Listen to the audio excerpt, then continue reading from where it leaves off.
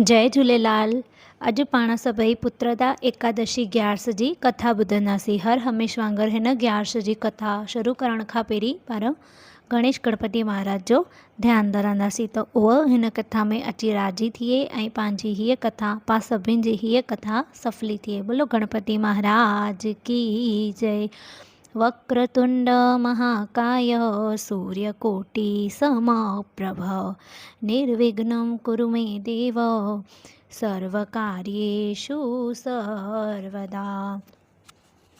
गुरु ब्रह्मा गुरु विष्णु गुरुदेवो महेश्वरा गुरु साक्षात् परम ब्रह्म तस्मै श्री गुरुदेव नमः। हीअ ग्यारस संतान ॾियण वारी ऐं सावण जे सुकल पक्ष में अची पवंदी आहे, जेको फल गंगा काशी नैमिषारण ऐं पुष्कर जे तीर्थ यात्रा करण सां नथो मिले, हूअ हिन पुत्रदा ग्यारस जे विर्त रखण सां हिकदमि प्राप्त थिए थो। जेको मनुष्य पाप रूपी में घपी पियो आहे, संसार रूपी समुंड मां नथो निकिरी सघे, उते गोता खाए थो, उन्हनि जे उद्धार लाइ पुत्रदा ग्यारस जो विर्त सभिनि साधननि में उत्तम साधन आहे, जंहिंजी कथा कुझु हिन रीत सां आहे। द्वापर युग में महिजोत नाले राजा महाशक्तिपुरीअ में वॾो धर्मात्मा राजा थी गुज़ारे रहियो हो। संतान न हुजण जे करे राजा ॾाढो ग़मगीन गुज़ारींदो हो। इन चिंता कंदे कंदे हूअ ॿुढो थी वियो, पर हुनजी मन जी मुराद पूरी कान थी। उन घणेई उपाय कया, घणेई पंडित पुछियसि, पर हुन मां हुनखे किथां बि फ़ाइदो न पियो। हिकिड़े ॾींहुं शहर जे पंडितनि खे ब्राह्मणनि खे घुराए हुननि खां पुछणु लॻो त हे ब्राह्मण, मां अहिड़ो कहिड़ो उगर पाप करे छॾियो आहे जंहिं करे हिन ॿुढापण में बि आउं मुंहिंजे पुट जो मुख नथो ॾिसी सघां।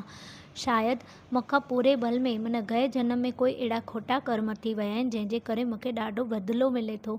राजा जी दुखी हालति खे ॾिसी करे उनखे संतान जो सुकायल सम्झी पंडितनि ऐं ब्राह्मण खां मोकिलाए वन में लोमश ऋषि वटि आया।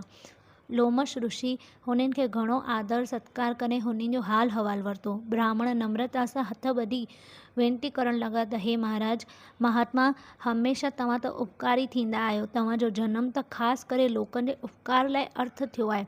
हे दयाल, असां तव्हां वटि फ़क़्तु इहे ई भीख मांगण आया आहियूं जो असांजे राजा खे हिन ॿुढापे जी अवस्था बि अञा बि को बि संतान कोन्हे, जंहिं करे हू राति ॾींहुं ग़म में गलतान आहे। उनजो इहो दुख असांखां सहियो नथो वञे। हे प्रभु, तव्हांजी फ़क़्तु दर्शन करण सां मनुष्य जूं सभु कामनाऊं सिद्ध थियनि थियूं, तंहिं करे अहिड़ो को उपाय ॿुधायो जंहिं करे राजा खे पुत्र संतान थिए। ब्राह्मणनि जी इहा वार्ता ॿुधी लोमश ऋषि जोग में जाचे राजा जे अॻिले जनम जो हाल मालूम कयो ऐं ब्राह्मणनि खे चवणु लॻो त हे महापुरुष, हीअ राजा अॻिले जनम में वैश्य हो, जो धन कमाइण लाइ देश परदेस मुसाफ़िरियूं करे पंहिंजो गुज़रान कंदो हो। हिकु दफ़े जेठ महीने जे सुकल पक्ष में ॿारस जे ॾींहुं मंझंदि जे वक़्तु हुन खां तमामु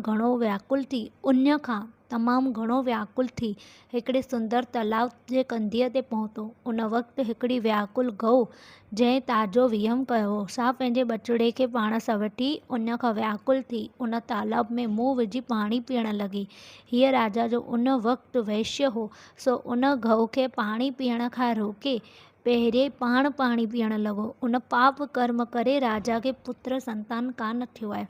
ऋषिअ जी वाता राजा जे पूरब जनम जी कथा ॿुधी ब्राह्मण ॿई हथ ॿधी लोमश ऋषि खे वेनती करणु लॻा त हे मुनिराज, पुण्यनि जे प्रताप करे पाप जली भस्म थी वेंदा आहिनि, तंहिं करे अहिड़ो को उपाय ॿुधायो जंहिं करे पाप सभु सड़ी वञनि ऐं तव्हांजी कृपा सां राजा खे पुत्र संतान थिए।